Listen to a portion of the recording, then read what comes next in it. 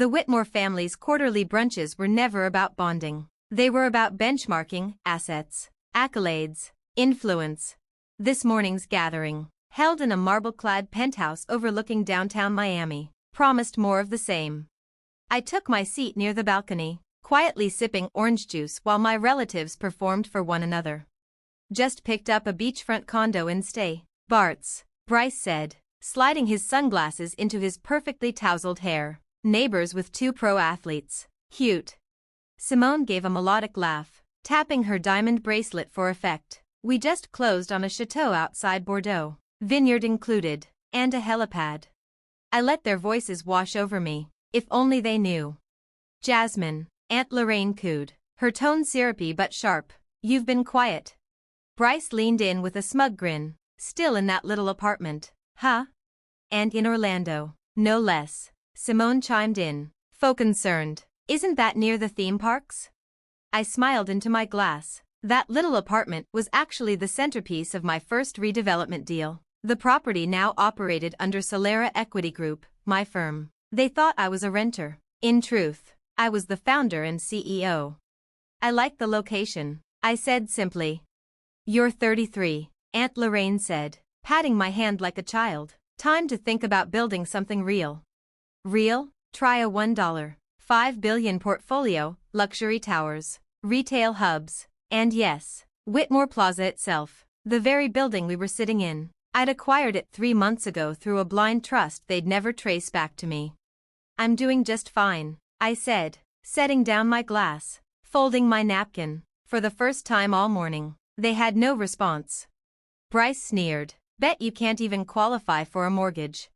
I leaned back, letting the silence stretch. In 2 weeks, renewal notices would hit their desks for commercial leases in this very building. And guess whose name would be on the letterhead? Dad finally looked up from his mimosa. Now, Bryce, not everyone's blessed with your gift for timing.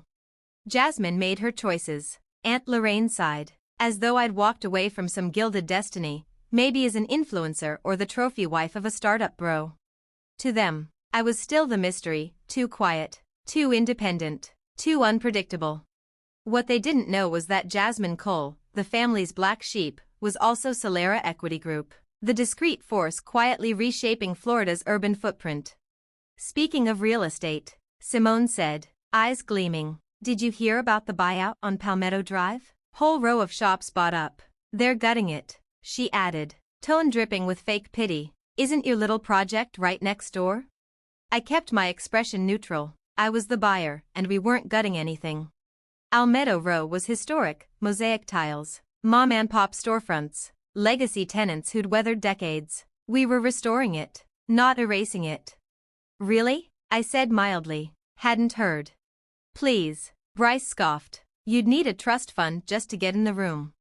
If you get pushed out, Aunt Lorraine offered sweetly, you're always welcome with us. We have a guest suite, and plenty of connections in the market. I'm fine where I am, I replied, and so was my landlord. Simone laughed lightly. You can't play small forever. Coal used to mean something in this city. It still did, just not in the way they imagined. Among developers, Solera was known for ethical growth and community preservation, the antithesis of their trophy towers and displacement campaigns.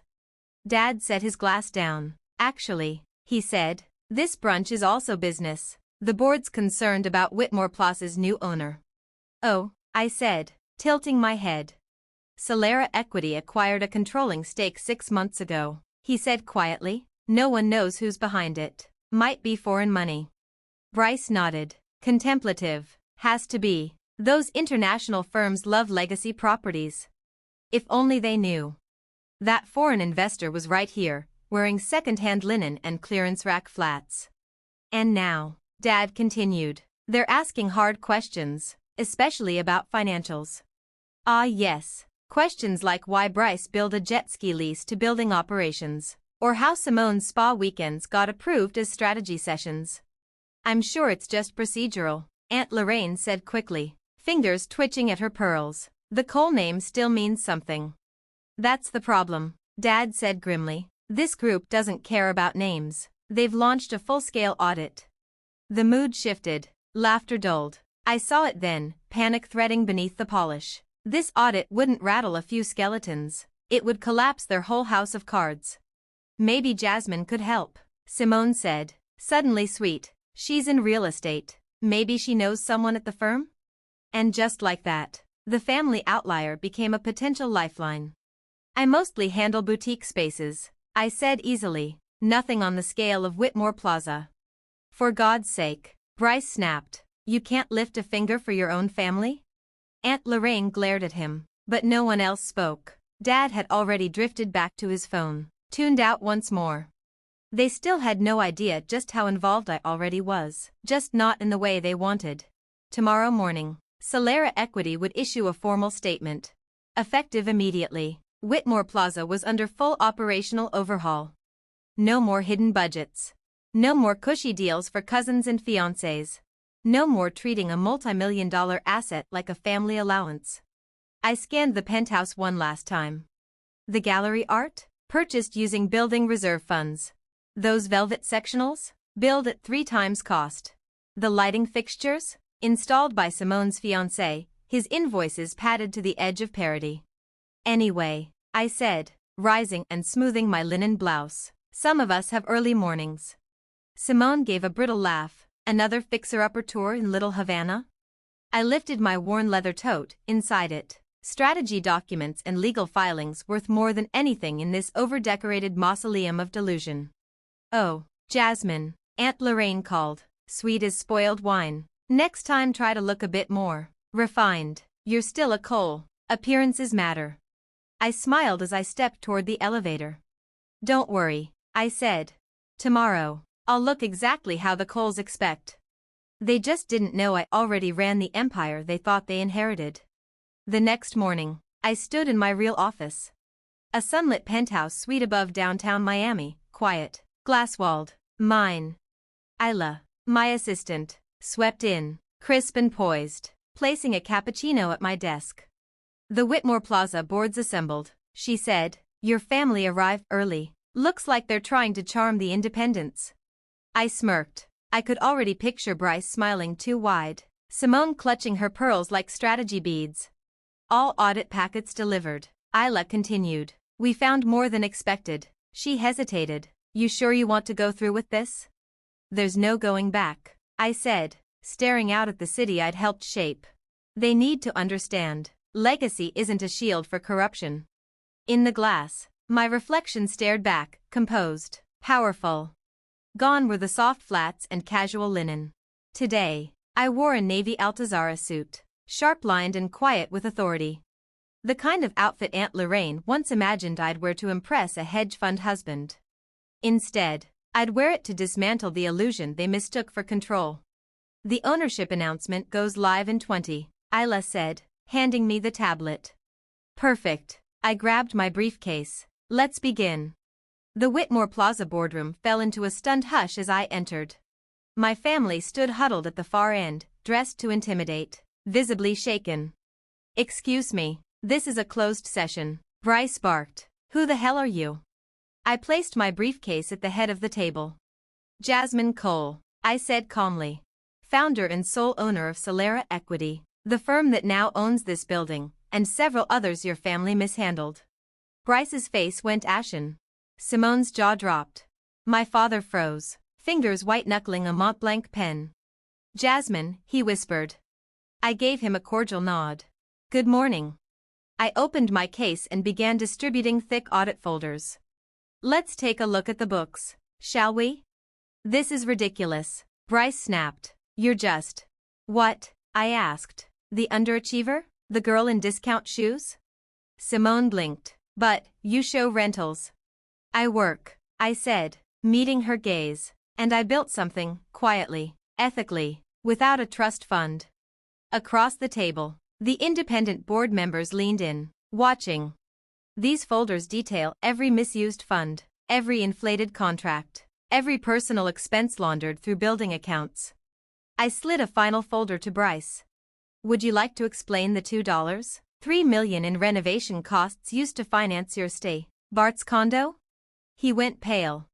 Or Simone, I said, turning a page. Perhaps your fiancé's invoices, charging triple the going rate for standard HVAC work? You'd do this to your own family? Aunt Lorraine gasped. No, I said quietly. You did this to yourselves. I'm just holding up the mirror. My father leaned forward, voice low. Jasmine, we can explain. Don't, I said, raising a hand.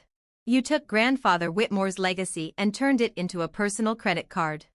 Simone's voice was small, but why hide it? I didn't, I said. I lived simply. You mistook humility for failure. The Palmetto Drive properties, Bryce stammered. You actually live there? I own them, I said. And most of the surrounding block. And no, we're not demolishing anything. Some of us believe success should build communities, not flatten them. A buzz rippled through the room. Phones vibrated on the table. One of the board members looked up from his screen. It's live. Solera's CEO just went public. Lorraine stared at her phone. Named among top ethical developers in the U.S. Historic preservation, affordable housing initiatives. This is going to ruin us, Simone whispered. No, I said, voice steady. It will finally protect what's left. I stood, straightening my jacket.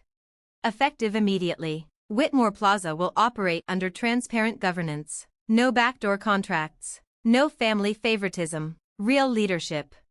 And if we don't agree? Bryce growled. I leaned in slightly, voice calm.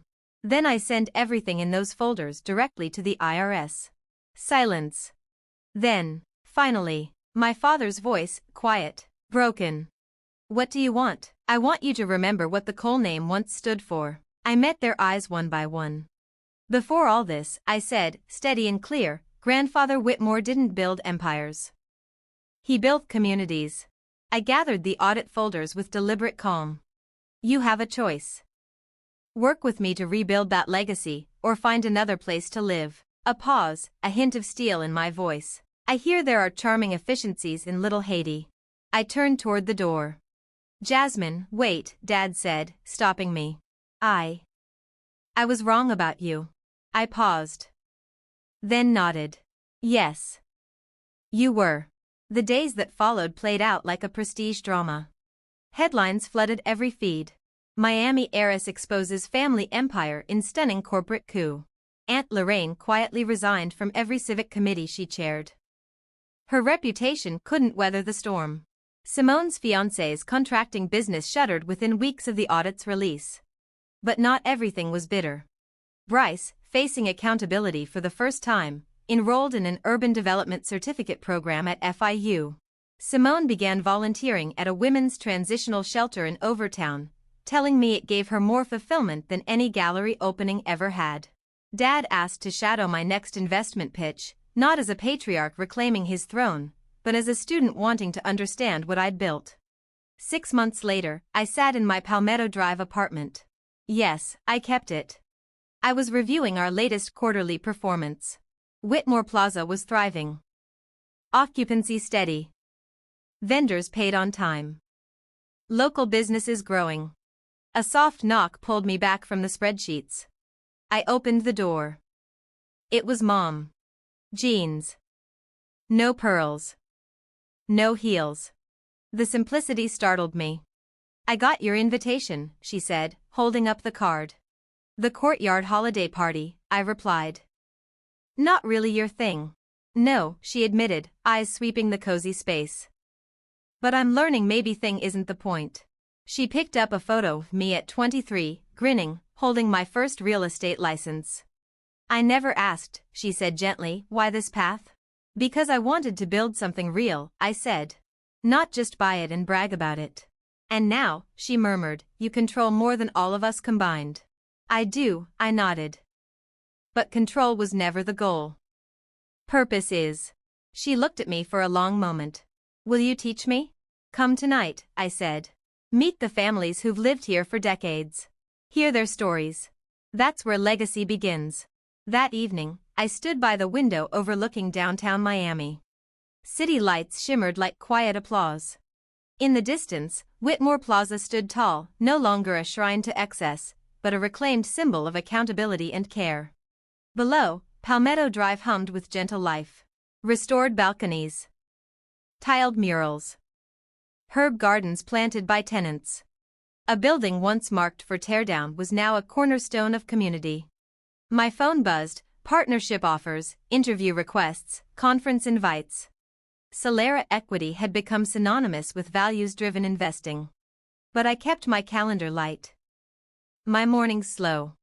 I wasn't chasing headlines. I was building something that would outlast them. Because sometimes the person they dismissed becomes the one they must look up to. And the strongest success stories aren't the loudest. They're the ones that endure. A week later, at the Palmetto Drive holiday party, I stood near the garden lights, watching my family slowly adjust to a world they once dismissed. Mom sat beside Mrs. Alvarez, who'd lived here 41 years, listening like it was the first time she'd truly heard someone. Bryce hung lights with Mr. Daniels, our Vietnam vet and longtime resident. Simone handed out tamales, laughing freely with children who had made her sugar ornaments. They were beginning to understand. Real wealth isn't possession. It's preservation. What you uplift. What you honor. Dad joined me near the cocoa stand. You know, he said, your grandfather believed buildings should protect people, not just profit from them. I nodded. I found his old journals, pages about keeping rents fair, helping small businesses. We lost sight of that. He looked at me, not with shame or pride, but recognition. You could have destroyed everything we built. I smiled gently. That was never the point. I wanted to build something that would outlive all of us. If this story resonated with you, drop a comment below. What quiet victories have you claimed when no one was watching? What legacy are you building? Let's talk about the hard work no one claps for. The dreams that take time. The resilience it takes to keep going when no one believes in you, but you. And if you're standing at the edge of your own turning point, don't waste your breath trying to cope. Start small. Start quietly. But start with purpose. Subscribe to the channel. Support this journey. Because there are more stories to come. Stories about second chances, silent strength, and success that doesn't need validation. Legacy isn't inherited, it's created. Sometimes, the best revenge isn't revenge at all. It's becoming exactly who they said you'd never be. So subscribe. Stay with me. There's more to build.